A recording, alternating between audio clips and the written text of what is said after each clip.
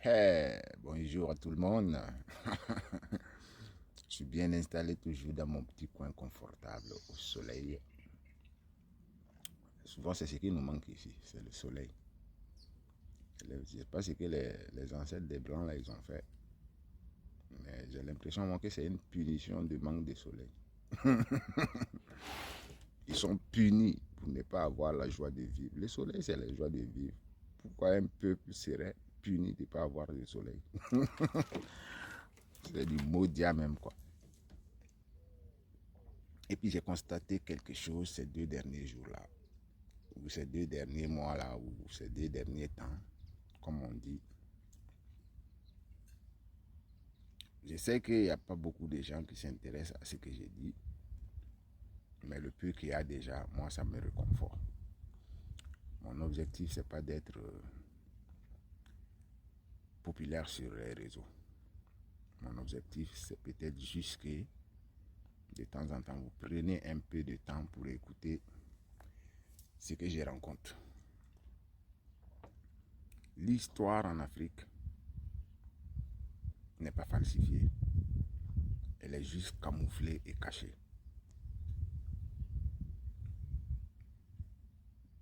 Plus de 50% des histoires en Afrique sont réelles. C'est la réalité, à l'endroit. Mais majoritairement camouflées par l'Occident. 100% des histoires en Occident sont falsifiées et plagiées. C'est eux aussi les réalités dans le contraire de l'endroit. Ce que je vous dis là ne regarde que moi et ma vérité. Vous n'êtes pas obligé de me croire. Plusieurs fois, on entend dire que l'Afrique n'a pas d'histoire. Ce n'est pas les Africains qui disent ça, c'est toujours les Occidentaux qui le disent. Alors qu'en vrai, c'est une inversion que vous devez faire. C'est l'Occident qui n'a pas d'histoire. 99% des histoires occidentaux sont falsifiées et plagiées. J'ai dit ça, ça ne concerne que moi et ma vision et ma réflexion. Et c'est une grosse arnaque. Parce que la majorité des histoires européennes sont africaines d'origine. Il y a plein d'écritures où on retrouve Jésus noir. La religion chrétienne de base n'est pas européenne. C'est très récent. Ça n'a même pas 600 ans que l'Occident a pris Jésus pour le transformer en blanc. Sinon, dans les histoires égyptiennes, si vous êtes intéressé par l'histoire, vous allez voir, il y a Jésus, il y a Marie, il ne s'appelle pas Jésus, il ne s'appelle pas Marie, mais ce n'était pas des blancs. Cette histoire, elle est rencontrée dans plein d'archives égyptiennes qui ont plus de 3000, 4000 ans. Et les blancs, ils ont repris toutes ces histoires-là pour dire que Jésus est né il y a 2000 ans. Non, ils ont créé leur Jésus il y a 2000 ans peut-être. Ça aussi c'est plagié. Jésus n'est pas blanc. Même si on remonte à 2000 ans en arrière, sur Terre, il y avait plus de gens foncés que de gens clairs.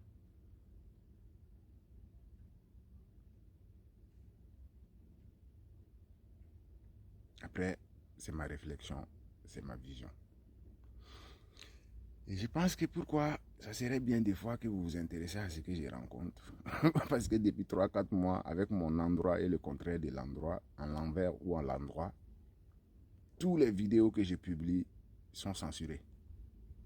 Alors que je parle gentiment, j'insulte pas quelqu'un, je ne dis pas de gros mots. Pourquoi on censure systématiquement? TikTok censure mes vidéos. Ils les mettent restreints. Il ne faut pas que des gens de moins de 18 ans écoutent mes vidéos. TikTok même, je les emmerde. Je fais cette vidéo-là de cette colère qui ne m'habite pas. Parce qu'une fois que j'ai dit les choses, moi, c'est réglé. Et je pense que tout le monde doit faire ça aussi. Si quelque chose vous tracasse, sortez-les en vous. En le sortant, c'est en parlant. Par contre, il ne faut pas parler de ces angoisses à tout le monde. Tout le monde n'est pas votre ami ni votre confiance.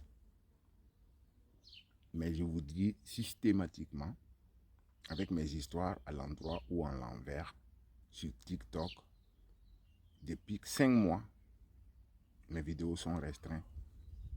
Regardez mes vidéos et puis dites-moi si je suis mal poli. Est-ce que j'injure? Est-ce que j'insulte? Non, je relate l'histoire. L'histoire à ma façon. L'histoire à ma façon de compréhension. Mais ce que je rencontre, il n'y a pas de plagiat. J'essaie juste de vous démontrer ce qui est plagié. Et aujourd'hui, mon message, c'est sur les religions chrétiennes et musulmanes. Je n'attaque pas les musulmans, je n'attaque pas les chrétiens. Mais je vous dis juste que Jésus n'est pas blanc. L'Occident a pris Jésus, ils l'ont transformé en un blanc blonde aux longs cheveux et avec une barbe. Et dans toutes nos églises africaines, la représentation de Jésus, c'est un blanc. Même en Europe, quand on rentre dans les églises, Jésus, c'est un blanc. Mais le vrai histoire plagiée sur Jésus n'est pas blanc. J'ai dit ça. Vous pouvez vérifier. Parce qu'une fois que l'Occident a pris les histoires africaines pour les remettre à leur sauce, pourquoi vous voulez qu'ils reconnaissent que nous, on a une histoire? Parce que maintenant, notre histoire les appartient. Je préfère parler européen, sans dire français ou africain ou machin, non. 99% des histoires européennes sont plagiées, sont falsifiées et souvent majoritairement même sont fausses. Il suffit juste d'être dans la réalité, dans l'endroit exact de ce que vous voulez comprendre, ou vous suivez le contraire de ce qu'on vous fait croire. Il n'y a pas de différence entre un blanc et un noir. Et pourquoi? C'est le racisme qui est basé sur l'européen. Et l'Occident a une courte mémoire aussi. Pourquoi j'ai dit ça? Réflexion.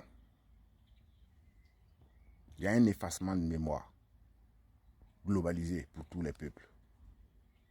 Ça, c'est une impression que j'ai.